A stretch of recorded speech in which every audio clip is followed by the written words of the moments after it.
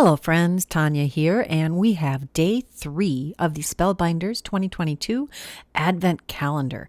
Here is our beautiful Advent Calendar, and we're going to find box number 3, and we're going to open that up.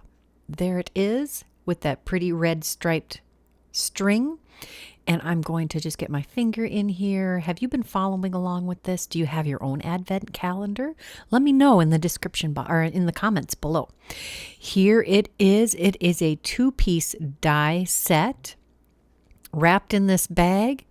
And I don't know about you, but I am really loving this Advent kit. It has so much fun pieces, so many fun pieces to it.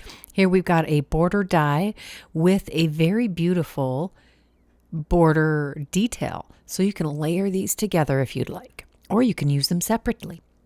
I can't wait to see what everyone makes with them. If you missed days 1 and 2, check that description box below. I'll have links to those, and I will have some links to some product that you might enjoy. Until next time, bye-bye.